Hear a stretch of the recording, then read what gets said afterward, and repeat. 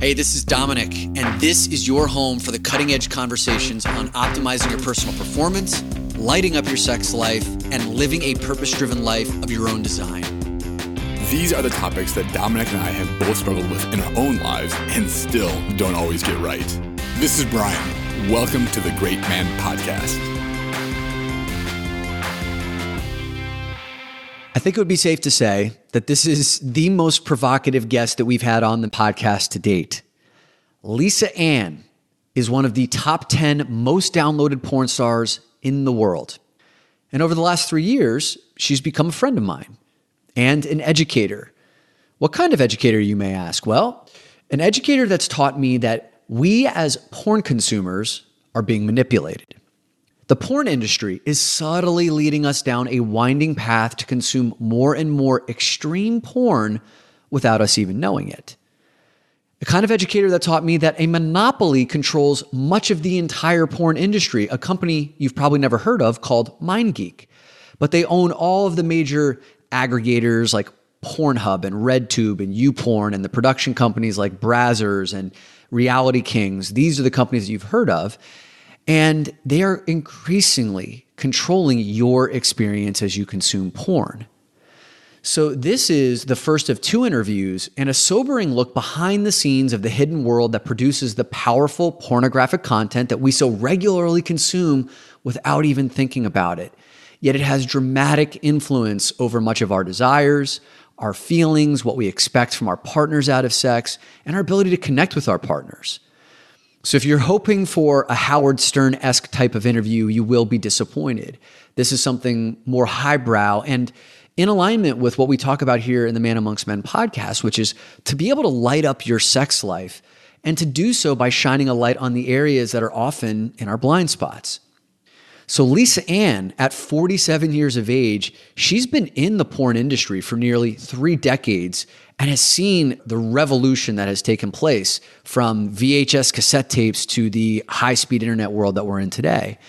And she's perhaps the number 1 most influential political activist representing the porn talent, the actors and actresses. Her fame multiplied in 2008 during the U.S. presidential election when she played Sarah Palin in the adult film Who's Nailin' Palin. She's a force to be reckoned with in the fantasy football arena too, and she's got a regular sports spot on SiriusXM radio. Fellas, she knows more about fantasy sports, most likely than you do.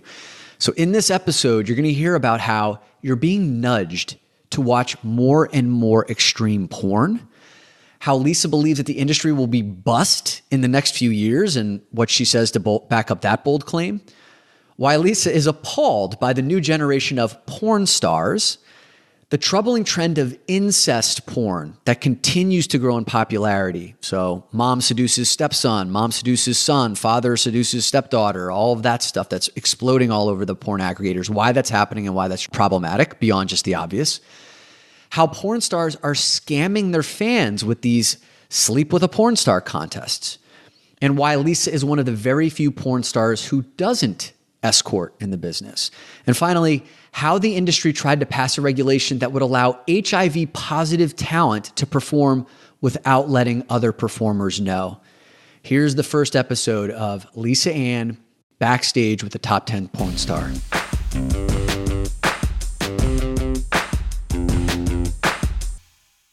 Let's start with what I've realized right now, Dom, since I saw you last, has been a total experiment. And it was an experiment with a mission. Financially, coming back into the business was exactly what I needed. I hit all my targets. I'm exactly where I hope to be and better. So I was able to really attack and conquer, right? How long were you gone from the business, Lisa? 3 years. 3 years. Just sorting out some personal stuff. Well, I really didn't want to come back, to be honest with you. But I went to court in 2015 and it was, it took many years to save the money that I lost in a couple months, a year in court. Yeah. Things just transitioned to the point where I was bitter about not having what I came for. And I decided to go back and get it. And when I went back to get it, I was also seeing where I fit. I know I fit very importantly in the political aspect of the business, which is something where I will always stay. Yeah. We'll get to that because I did accomplish a big goal coming back in, but I'm afraid of where it's going to end. But what I see now is this. The business is going to be completely combust in a couple of years. The business of porn is going to be completely bust? The only people that will be alive is Mindgeek, which is Pornhub, Brazzers, that company. That's it. They're going to own everything. There's very few producers that are producing for anybody but them. Okay. So they have quite a monopoly. And the monopoly that they have has the business really in a strangely, professionally fearful way. People are working hours that they shouldn't be and doing things that they shouldn't be because one company owns everybody. And they say, oh yeah, though I'm shooting for Digital Playground, I'm really shooting for Mindgeek. And if I don't stay here for 22 hours and do this shoot, then they're not going to hire me for anything else. And they're the only people with any money left. So what's happened with the talent is it's created this incredible divide where no one wants to shoot anymore. No one wants to shoot unless you're giving them Mindgeek money who can give girls $5,000 a scene, whereas other companies be offering them $1,000. Okay. So what everybody wants to do is exactly what I was explaining to you the other day. There's now applications where girls can almost make the better money shooting their own stuff. They're not exposed to the health risks. They're not exposed to the endless hours on set. They're not exposed to the pressure. If I get asked to do something today on set, am I never going to be able to shoot for this one company that actually owns the only 10 companies left shooting? Yep. And so I see this just like more than ever, the business is so disconnected. At one time, it was every man for themselves in a very narcissistic way. Okay. And now it's just everybody living in this incredible amount of fear, feeling very controlled by one situation. So we have that. You were the one who turned me on to Hot Girls Wanted, which is a documentary that every man needs to watch. Mm-hmm. It broke my heart. It infuriated me, but it's also like must-see television about how young women, I would call them girls, are recruited into the business and they're taken advantage of, manipulated, chewed up, and spit out. What happens to those kinds of things in this new future where the whole thing blows up? It's spitting them out even faster because it's really hard to become a star. It's really hard to be well known because what these companies are doing, and because there's so much less filler work, years ago a new girl would come in and there'd still be like magazines or people that shot solos or like foot fetish stuff. And, back in my day, it was $300 a day work. Now the girls can probably get like $500-600, but you're not having sex with somebody. See, we always tried to have jobs where you weren't having sex with somebody so you could give your body a break, and also have jobs that if you had a bad test, you could still work. Yeah. So now there's no work for the girls with bad tests. There's no work with anybody who's down. And so what's happening to these girls is they're coming in and going out faster than ever because this company will shoot a sick amount of scenes on them all at one time. Like Mindgeek will be like, hey, let's get 50 scenes of this girl. Whoa, so over how long of a period of time? 2 months, 3 months. Holy shit. So she thinks she's going to make this kind of money. You understand? She's getting this company to shoot her, but they're building a library. That's what they're doing now. I shot 6 scenes and said, hey, can you guys release them every other month? Because I don't want to shoot anymore this year. And they're like, well, we were planning on, stretching them out longer than that. We're trying to build libraries now. And I was like, oh, that's smart. So that when the girls go away, you still have a new fucking scene. That's brilliant. Right. But what they're doing is it's pushing these girls through. And also, I got to say, this new generation of girls, none of them deserve to be a star. They're very lackluster. They show up with chipped toe. Like I have told every girl on my sets this last year that they need to go back and watch the movie Boomerang. Okay, why? Because feet are important. And if you're going to have fake hair, fake boobs, fake ass, but your toes look gangly and you don't get a pedicure and it's disgusting, I have to put closed-toed shoes on you and tell you don't take your shoes off the whole scene. Okay, what are some of your other standards? Like the feet stuff, what else? Nails. We're shooting on high-def camera. You're getting a blowjob. Your hands are going to be so close to that camera. And to me, if I'm watching a scene, I have to tell you, if I see chipped nails, I'm out. I can't do it. Right, so the details. It loses it for me. The details, taking care of themselves. It's a very lazy generation that is like they're like such feminists that they don't want to shave their armpits. They're anti being too beautiful. They think it's crazy to want to wear makeup. They're just like, and it's like, ew, I can't shoot this. But when it comes to my end, what I realized for me was something that you just said about the young girls. The other girls that are doing really well on their own platforms, when I started coming back, I wanted to reach out to each one of these girls and ask them about it. And they all kind of had the same similar tone where they said, there's just no place for me in the business anymore. And I feel like I fit in less than ever. And I'm like, that's interesting because I felt like that before I left, and I understand how you're feeling, but what is it about the situation? And it happened to me this year back. Like I had to negotiate with Mindgeek so many times over my scenes. We would complete a script. They would start to send the script back to me. We changed one thing.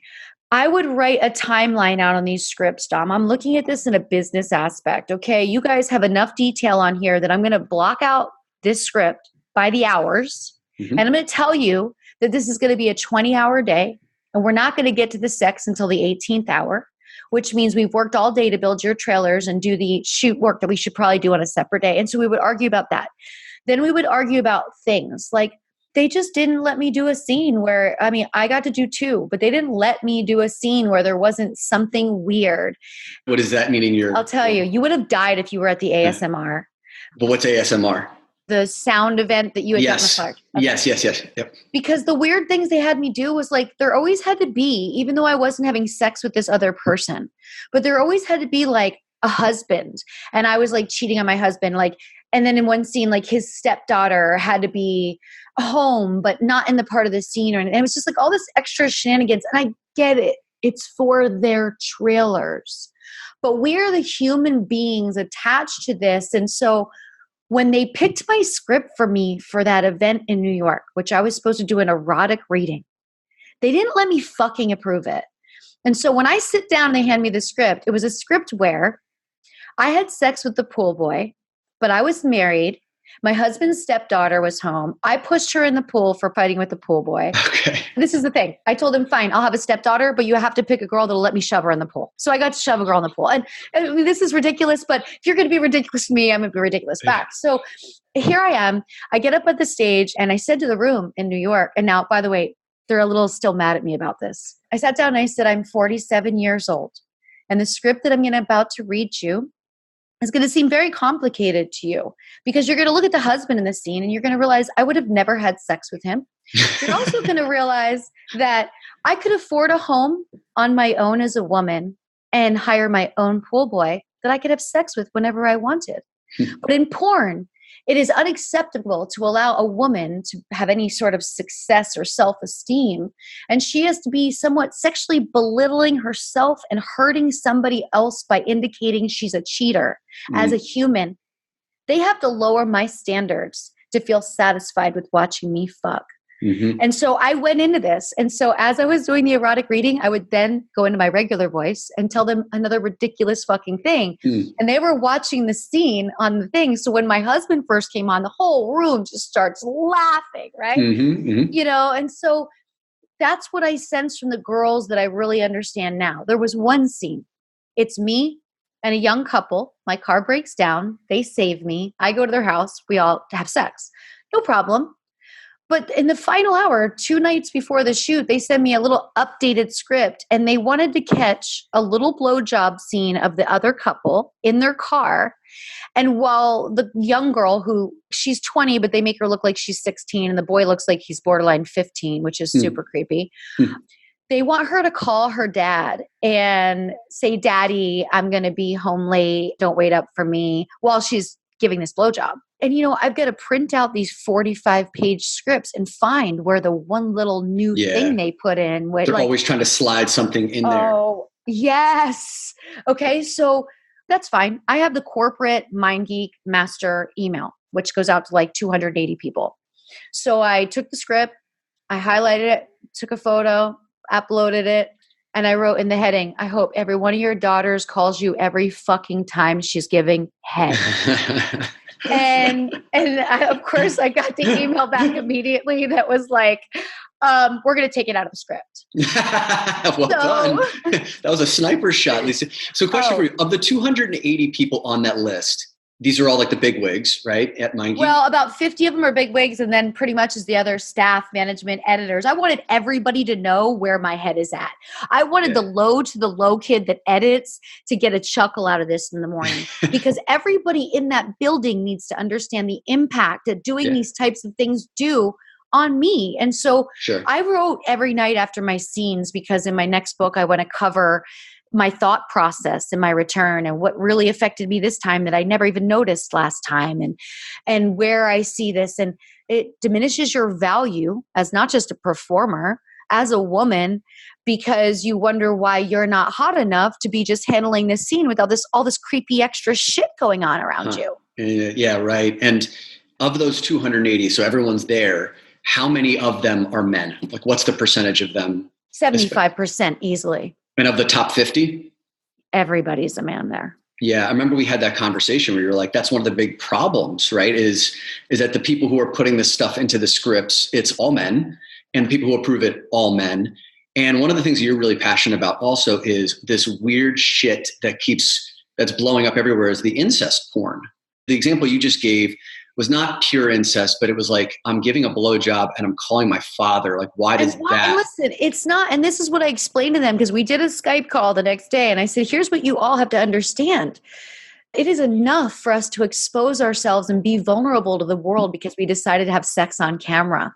But when you start fucking with our own moral compass and you put us out there as people that are borderline fucking criminal is what you're doing. Right. We deal with enough. And how many of these girls were sexually abused, and then you're putting them in a scene that gives them a traumatic flashback that they're not ready to process, and they have to do this on rinse repeat for fucking 35, 40 scenes. And so these girls that are popular, that make great money, that browsers would probably give easily $5,000 to all day long, they're like, it's not worth it. I can't deal with the mental anguish. It's not that I don't want to do the scenes. It's that I don't want to be a stepmom. It bothers me morally. And let's face it, some women my age have children. So it hasn't changed. And I actually think it's gotten worse because they have so much control. Didn't you also say that many of the women are being forced to reenact scenes that are traumatizing from their own lives? 100%. Wasn't there a specific example you told me about, like someone who went through with it and did the scene, and then afterwards it was just like, that was traumatic because that was what happened to me? Yeah, and some of them don't realize it. If they're 18, maybe they haven't tapped back into that. You can black out a traumatic experience very easily. Maybe it was something rough that happens in the scene. This is going to be constantly happening because we do get a majority of broken individuals into this business, because once sex has been taken from you, it's much easier to give away for sale. I mean, that's just how I correlate it, right? Yeah. So if we have 80% of some sort of abuse for the girls that are coming in, the women that are coming in, could have been in their family. It could have been their first boyfriend. Could have been a date rape situation. This is common now in the US. This is not abnormal. And then we get to sift them all down. This is an easy place to go. And especially girls that I've noticed have come from smaller towns where maybe they've been really shamed by a situation that they went through when they were young. Right. They feel very comfortable fitting into this, but yet they don't know what they're going to be exposed to. And here's another thing that I really realized. Since Mindgeek is in Montreal and they're so disconnected from California, in the 90s, all the companies were here. If we had a problem, we could literally drive to the warehouse in Chatsworth. The offices were right there. The owner of the company would you'd sit at his desk. You knew people. And you know what? I really never had those people ask me to do something I didn't want to do. I never had those people assume, but yet when I looked back into my memory banks this return, I realized, well, they did have other girls do fucked up scenes. But see, because they met me in person and because they met girls in person, they were sizing them up at that time and saying, and some girls love it. So girls would come into their office and say, I really like rough sex. Or okay, now we've had a conversation. There was a collaboration, right? Right. Yeah, you were a part of that conversation versus now it's being handed down and weird shit is being buried on page 23. Hopefully you miss it. Right. And these directors aren't going to stand up for the girls. They're so afraid that they're going to get axed out and not have work. Oh, I see. It's a monopoly to them too, believe it or not. It's a monopoly. Everyone in the system. Yeah, everyone in the system, it's a monopoly. Why is Mindgeek headquartered in Montreal? Were there some laws that were changed in California that pushed? They always have been out of our country because if we want to sue them for stealing our content and putting it on Pornhub, we have to go through international copyright laws, and it's never profitable and it's never a win. There's only one person that did it, and he spent $8 million in court just to get them to take shit down for a couple of days. No one's going to go there. They know that. Got it. So here was another experience I had. One morning, I was lucky I had a shoot. It was 6 miles from my house, but it was 6 miles in a direction up Beverly Glen. that it ended up taking an hour and 45 minutes. We were all late. Right before I left for that shoot, I get a call from the producer, and it's a female assistant to the director.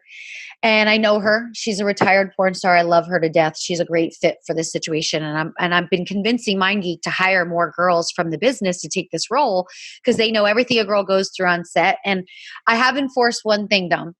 I have enforced to all the men that I know in the business that they're no longer on set alone without another woman present. And I've convinced them to pay somebody to be present, whether it's paying a makeup artist to stay the rest of the day or having a girl that isn't working in the business just be there as your assistant to help you with things to limit the liability. How's that limiting the liability? We went through about 6 months of girls going on set, taking their check, cashing their check, and then going home and saying, this director raped me. This director beat me. So having another credible witness and never being alone with a woman, we're at that place in this world where I tell all my guy friends, do not be alone in a work environment with a woman. Have someone else present or be in an open area. It's making sure the guys are protected, but also in some cases, I would imagine making sure that some of the women are protected because there's probably situations where that was actually true. Yep. So on my hour and 45-minute drive to set, before I left for set, I got a call from the producer's assistant. She says, so we have to switch your male talent. Ricky had an outbreak. So that means the guy I was going to work with had a herpes flare up. Okay. And so we're going through all these different guys. I'm going to have to work with a stranger. I really don't want to do this. They can't really reschedule the date. We're going through that. And I'm just like, fuck it, I'm going to do this. But I had to sit in an hour and 45 minutes of traffic. Yep. And that entire time, I was like, really, Lisa? Should your fucking paycheck be reliant on whether someone has herpes or not?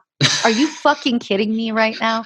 It was like such a pounding, like, you're really doing this, right? Like, it was never more real in my life. And I kept telling Siri different things that I was thinking because I was like, this is pivotal for my book because I decided my intro starts like this. Leaving the business taught me everything I need to know about life. Getting back in the business taught me everything I need to know about myself. Say more about that. I grew more in that 3 years. Yeah. And I gained a value for what's actually real versus the life I lived in before that was so not real.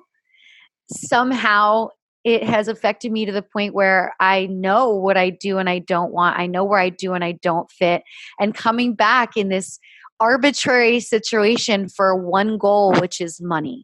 One goal. Yep. And when I sat down and wrote, where things bring me, this brings me no fucking joy. Are negotiating with people that I think are going to try and do something weird behind my back while I'm sexually vulnerable doesn't bring me joy. Worrying about getting herpes doesn't bring me joy. Yeah. But listen, I needed to do this and I did it and it was worth it. But to stay around and to continue to pursue, it's not happening. There's nothing for me to pursue. So now, what's the new way? Well, I really want to move back to New York, Dom. I really do. So what I'm going to do is I'm going to stay here this football season. What I've been doing so far is I just remodeled my place. I had custom shutters built for my upstairs room and just making it really marketable, watching some real estate shows. I'll probably sell, and also we're getting like the homeless people. I'm woken up every night, 4:00 in the morning by homeless people fighting in the streets here. LA is just becoming a shithole. And I'm afraid if I don't go in the next 2 to 4 years that I'll really lose property value. And right now Studio City is like peaking. Okay. So it's time. And also here's what I've realized about my life here. My life here is great. I have an awesome place. I can shoot cam stuff. I can do this and this. I have absolutely no human interaction here. Yeah, what's up with that? Because of traffic and because I don't have people here.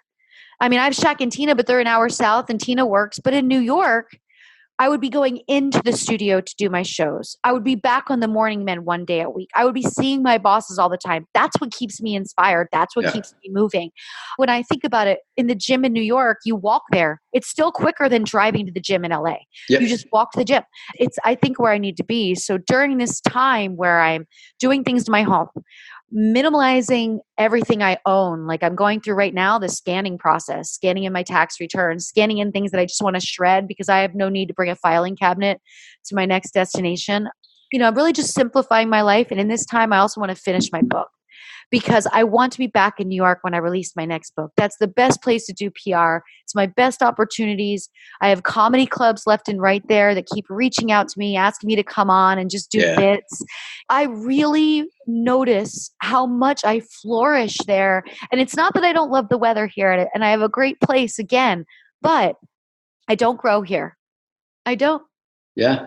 So all the signs are pointing to New York. And this book, Lisa, like book number 2, what preempted that, and what's this one about, and how's it different than the life? This one is really about, it's going to be broken down into 3 segments. The aftermath, which is everything I went through when I left the business, and how I mentally adjusted to really accepting what I had done, how people viewed me, what place I was in the world, how I was going to change my life. Yeah. The middle is the in-between. When I was really going through dark times, how I made myself be still, how that time being still allowed me to hear myself think so much that I organized my thoughts and became just a better fucking human being. Yeah. How from studying minimalism, I became a survivor and not a consumer. And that I no longer brings me joy to buy new things unless I need them. And how much this changed the evolution of my life, and cooking all my own meals, eating plant-based, and simplifying what I'm bringing into myself and that. And then the third segment is really about the return, the discovery of the business that it is now, the discovery of what's changed, how I feel, how I saw myself, the sitting in traffic and thinking about fucking herpes. Yeah. Like, the reality check of it all. It's like, okay, yeah, sometimes something that's easy cash could definitely have, easy come, easy go. It could definitely have a side effect that isn't pleasant. Mm-hmm. And also it made me realize that money doesn't satisfy me like it once did. Right. And that's a huge thing to feel in life. Yeah. And since that's the transition, what is now at the center? If money was at the center before, and even 3 years ago, right, coming back in, like what's at the center now? Really simplicity. Sirius really wants me to work for them 5 days a week, Dom, and I want to take on this role. Right now I'm doing 3 with 2 guest spots, and we're making it all work from home. But if I was in the city, I'd have a nice full-time gig with them. I love my family there. It would just be ideal. And I really want to simplify my life so that when I am taking breaks, I can go on great vacations and do whatever I want, not be held down by stuff. Like, I don't want to clean my place for a day a week. You know what I mean? Like, I want to have a simpler life. Here's something else. I did an experiment last night, 2 nights ago for you. What do you got? Oh, you're going to love this. So here's another thing that I haven't really told you about from the inside out. So I told you the industry side that's changing because of the power that Mindgeek holds and the fear factor, and also just the same ideas in their head where I think they're burned out of porn. So they think everybody has to be fucking their mom, or I think in their mind, they're channeling, their shit. Right. So because that's caused a retaliation, girls are now just shooting for themselves. Well, now girls are doing this thing called Fuck a Fan. It's awful. They run a contest. Everybody buys like a raffle. So guys spend $100, throw their name in the mix. Okay. They think they're going to get picked, but meanwhile, this girl's going to pick some guy she knows, and she's going to collect her $100,000. Well, I've watched this happen now for about 6-7 months. And what I realized was everyone seems to be coming at me in my profiles a little bit differently. So I thought to myself, let me do a live chat and see what happens, and let them know that, to clarify, there's no way by being a member to my page that you have any access to enter my vagina. Like, that's off limit. This is a page that you're supposed to enjoy because I'm putting time in it to provide content with you and chat with you guys. But let's see how many members I lose, because guys, I want you to leave if you were led on to believe that for $9.99 a month, you have a chance of me dating me, having sex with me. I lost 50 fucking members in a matter of 10 hours. Okay. Is that a big number for you, or is it just... I've never lost members the whole time I've had my platform. Got it. So wow, there were these 50 guys who were under some delusion. Just fucking went up and said, cancel my shit. Got it. So I continued the next day. I went back onto my platform and I said to everybody, well, we're 50 men down right now because the reality check was just too much. And what I realized I need to do is I need to train these fans just like I've trained my fans everywhere else. So it's probably real important that about once a month I go on and say, hey, remember me? I'm not that girl. I don't do privates. But what I've realized from a girl like myself, it's impossible for me to compete with all the stupid shit the other girls do. And believe me, if things work out and I move to New York and I'm working for Sirius, I don't even want to do a fucking OnlyFans. What is I it? don't even want to do my OnlyFans page. I don't even want to do these solos. I don't want to do any of it. Okay. Because of what it comes with. If I could just enjoy it, it'd be one thing. But when I go into my messages, it's a constant like, can I have sex with you? It's a constant. And I'm like, this is fucking exhausting. And the tone is no longer appreciative. The tone from your fans is more expectant than it is appreciative? Yes. Like I have some sort of right to you because I pay you. Do you think that that's coming as a result of like what the other women in the industry are doing? I definitely do. Okay. And here's another interesting conversation I wrote down that I have to have with you. When I was on set and working with other girls, so there were quite a few scenes where I did like a boy-girl scene. And every girl is absolutely shocked and has to ask me to my face if it's true that I don't escort. And they're shocked. And so I pretty much had the same response with everybody. I said, first and foremost, I have not found a price yet for what I feel it would be, what it would cost to have time alone with me. My time alone is very valuable. Mm-hmm. And I give it to the people I want to give it to, but I don't sell it or I can't come up with a price. I said to one girl, I said, in my studies of this industry and the girls that do escort, I don't see their lives turning out much better than mine. So with that said, I just don't see the upside. Like I don't see the ceiling is that much higher. I feel like I'm good. And to have this stupid conversation about an illegal activity in front of makeup artists because they're all trying to get me to go and work for their person. That's why they're doing it. What do you mean their person? So they're trying to recruit me to their agent that books their escorting, to their madam. There's a whole agent around this. Madam, agent, pimp, whatever you want to call it. I still call them pimps, but because they have nicer offices now, they like to be called agents. But you're still booking an illegal activity. Right. And for them, what do you think scrambles their brain about that, Lisa? Is because how much money I could get. It's just about the money. And do you think from a mindset standpoint, they're like, well, the only difference is there's no camera involved. That's their whole thing. And I asked them like, what's different for you? Well, it's the same thing. And I'm like, it's not the same thing because when you're alone with someone, you give them a piece of your soul. Okay. That's the way I see it. And when you're alone with someone in a situation where you don't know a lot about them, you could be unsafe. I mean, I asked the girls, are you afraid to date? And they're like, yeah. I'm like, so when there's money involved, you'll actually walk into a hotel room and let the door lock behind you. But if it was just a social thing, you'd be afraid of the fucking guy and you'd be paranoid. And they say, well, he has just as much to lose as I do because if he gets arrested, then he gets in trouble too. I go, yeah, but if he has money, look at Epstein. If he has money, nothing's going to happen to him. Right. You have nothing. You're going to be a sex offender, a registered fucking sex offender. Because that's what you get. And a lot of the girls that have gotten busted, because every girl that's done it has gotten busted at least once. Do you get registered as a sex offender for prostitution? Okay. And you can't pick your kids up at school. You can't pick your kids up at school. No, you can't be at a school zone. Yeah. Wow. And do they even know any of this before you share this with them? No, most of them don't. Most of them don't. A money thing that they go directly towards. Because how this is getting so much bigger than ever is back when I told you that Mindgeek will have them do 30 to 50 scenes in like 2 to 3 months. Yeah. Well, they get used to that money. And guess what? Month 4, it's over. Right. And Mindgeek doesn't need them anymore because they've got the library? They've got the library. So then the agent is like, well, I can help you get other work. Do you want side work to hold you over till you get more shoots? Yeah. Side work.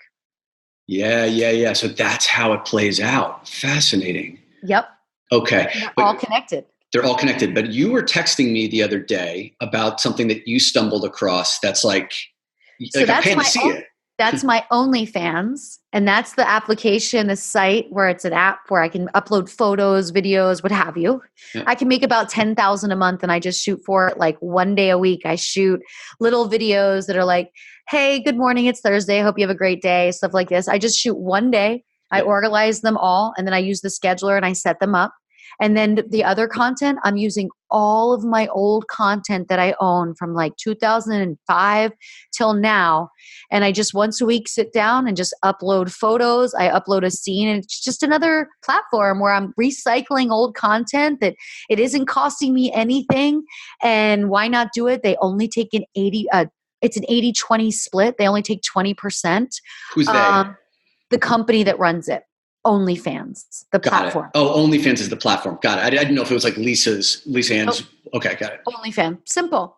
Okay. But at the same time, I have to remember that by engaging on this site, there's so many people on there that think they can have sex with me, right, which blows my mind. I'm like, really? For $9.99 a month? Really? So let's jump to this. Let's jump to, I got myself on the Performers Advisory Board. It's called PASS. And that's my step to get me on the free speech board, where the president just stepped down, which concerns me greatly. But I will tell you what made me jump through this. What's the Performance Advisory Board and what's the purpose it serves? We work with the testing centers to make sure that testing protocol is being followed properly, to make sure that we're learning about the new science, to make sure that we're advanced. So this has given me a lot of science study time and a lot of learning about your viral load numbers with HIV and how now with medications, your viral load numbers can be so low that you can pass certain tests. So here's what happened. Let me give you a little backstory. Please FSC, Free Speech Coalition, strangely, has been run by 5 members and about 3 other people that never show up for meetings, but the 5 members are all actively gay men who also are big in the LGBTQ rights community, who also have fought things in the state of California, and I'll tell you what in a moment, who also have struggled with coming out and who now are waving their flag, and now they are the lead voice for the industry. Last year, I got a little bit worried because they fought for something in California that ended up working. They won. They fought for it to be decriminalized if you give someone HIV without telling them. And they won that? They won. How would something like that, like It's now a misdemeanor. How is that a misdemeanor? Like what was the ruling based on? They're fighting for what just also passed. And this is why I'm afraid, because I know Eric left to make even more money at another nonprofit. But the state of California has finally decided it's a great idea to label HIV a disability. Okay. What is the rationale for that? So they can no longer be judged, and they can be protected in the workplace, and they can't be discriminated against, and they can no longer be asked so that they don't have to answer the question and feel outed. Was that decision based on almost like not taking in consideration the porn industry? It sounds like that was a decision 100%. that was made for all other businesses, but and I'm going to tell you something. This may sound funny, but the LGBT community, the gay community, when they want to be present for something, they win because they're an organized group of people that masses together. They don't fuck around. So when they were fighting this with the state, they got people from every state. And I knew, I was watching this happen last November, December.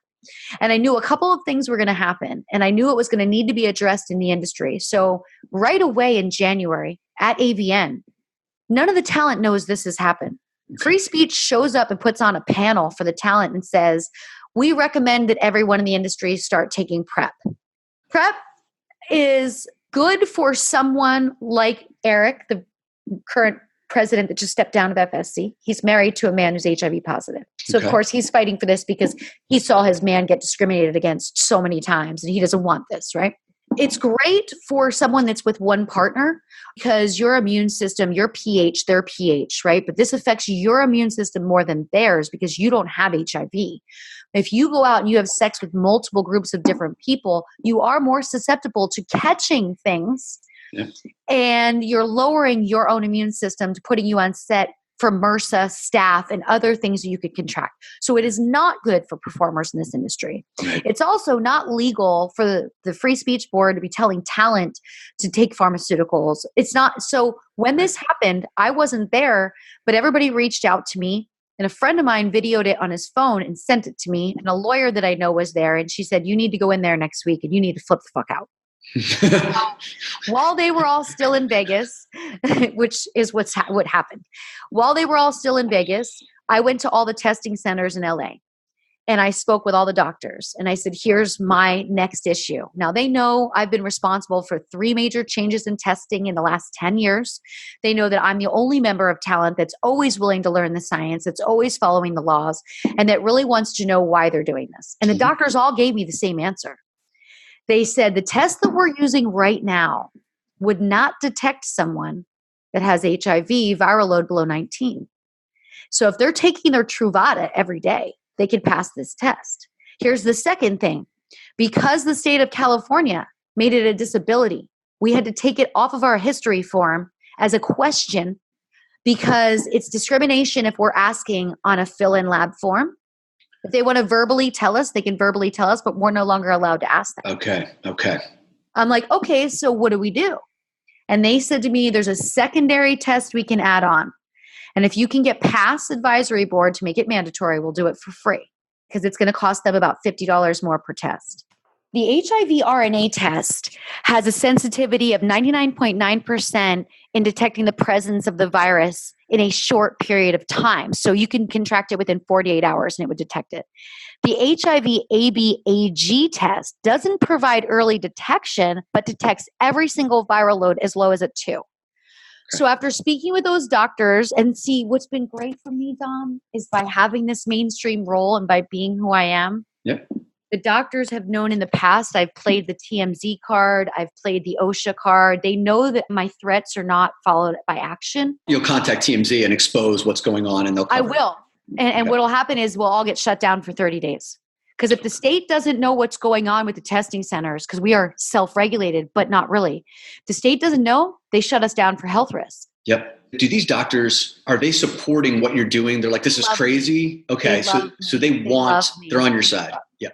And they love that I'm willing to put the time in and that, I'm just doing it for the overall well-being of everyone. And I feel that FSC should make an apology for suggesting medication. They should have had a doctor talking about the science. So when I went to FSC for our meeting, I said, first and foremost, let me explain to you that no one in this room, including everyone in this office, does not have enough balanced thought to make a decision for the entire body of the industry. Without a blind survey or without educating people or without explaining the science and having a doctor come on, even if it's videos for YouTube, you cannot start telling people to medicate themselves without telling why.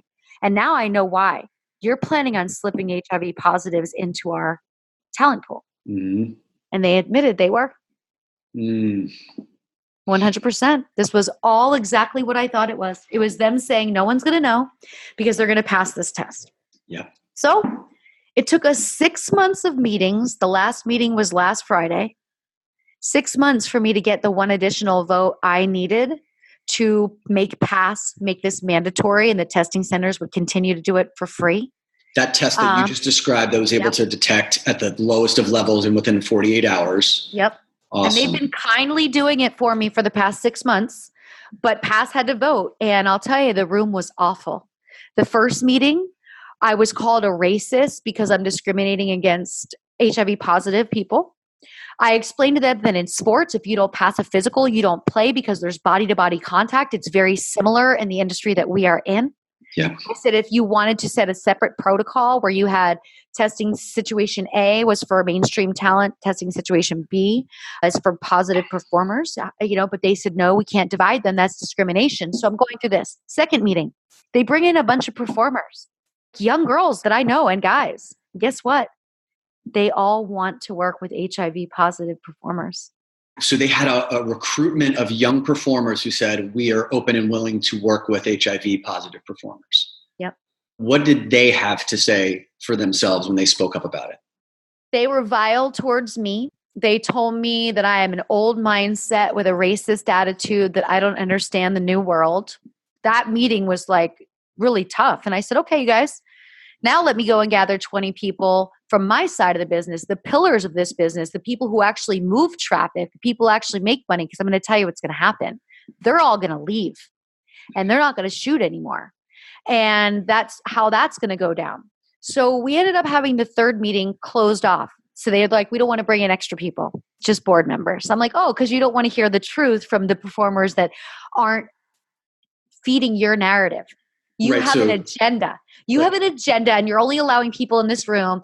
I'm fighting against this whole room because that's how you want to keep it controlled. You were not given the opportunity to bring in the folks who would share your sentiment. Lisa, let me just back up real quickly 1 second. So I grew up in the era where when you got HIV, it was a death sentence, right? Like I remember Magic Johnson coming out on television. Like it was one of the most like prominent things. Right around my birthday when I was a kid in my bedroom, I saw it. I was like, whoa, this guy, he's going to die. But a lot has changed over the course of the past 20 years.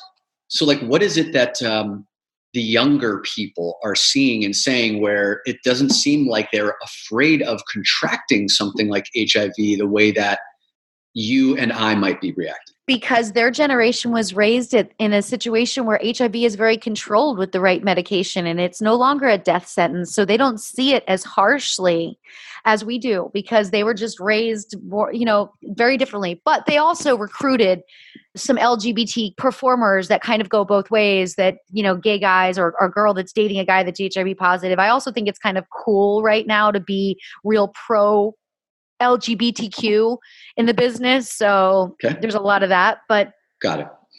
The craziest thing that happened in this last meeting on Friday was there was a male gay performer who I thought hated my fucking guts. He's HIV positive. He works with other HIV positive performers. That's how they pair them up in the gay world. And he sat down at this meeting with a very different tone. And he's like, first, I want to talk to Lisa because now I need Lisa.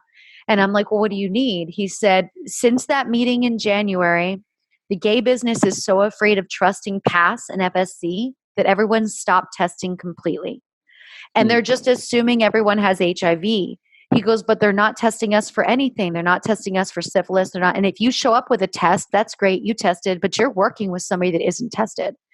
And they are so afraid of FSC that they're just like, what does it matter? We don't know what's really going on with our testing center. And I said, well, how can I help you? He said, I'm going to give you my vote, and I'm going to ask you how you went about staying on the course like you have over the years of your career to make sure that everyone is understanding testing and educating people, because I'd like to bring that into the gay community. And I said, well, I would love to partner with you and really have impact, because here's the next thing. The biggest thing that Mindgeek is shooting right now is these movies that are fluid. So they have gay performers with straight performers, and there might be an orgy scene where everyone's fucking everybody. Screeching halt. Let's realize now that we just allowed people that haven't been testing into our business. Right. And that's how this affects us. Right. So let me see if I got all this straight, Lisa, is what you're not saying is that, listen, if someone gets tested and they come up HIV positive, it could become another performer's choice to say, I would want to work with that person. It's controllable, et cetera. But what's happening is that the elimination of tests altogether, now it's like you have no idea what's happening, and you could be asked to perform with someone who has HIV. You could contract HIV. Even syphilis, anything. Or anything with no test whatsoever. Yeah. Sure. I suppose the response to the young performers who came in and said, we want to work with HIV positive performers, the answer is you absolutely can. Go for it. But we want the tests for those of us who feel less comfortable about that. But what's not cool is to just be like, there's no test whatsoever, and I'm rolling the dice every single time that I go to perform. Right. Got it. And so you just recently as this meeting last week, were able to get that, yes, we're going to run that test, and it's going to be required for everybody. Uh-huh. Congratulations. That is 6 months worth of work. So this is now your fourth change. So it's great because each book, the first book covered the first three. Yeah. And then I get to kind of throw in there, like when I'm writing the chapter about coming back and the discovery that it's just an arbitrary act that doesn't bring me joy. It's not the sex that I don't love about it. It's the actual business that I don't love about it. It's the people that lack integrity, and it's the lack of kindness and concern for other people's well-being. But I did make a little power stand while I was here and stood up for the industry one more time. So I feel morally like a victory. If you like this episode, don't forget to join us next week for our second part of the interview series with Lisa Ann, where she dives into the business of porn, the sneaky way that the porn industry makes money in an era where no one pays for porn. Lisa Ann also crushes Dr. Ruth in a debate at Oxford University in London. You'll want to hear about that. And then fellas, Probably the one that you're most interested in hearing about is the reasons why not to compare your dick to the porn stars you see on the screen. Lisa reads off a list of camera techniques, pills, and injections that performers use to make their dicks look bigger than they actually are on screen, so you can feel much better about the appendage that God gave you. Tune in next week.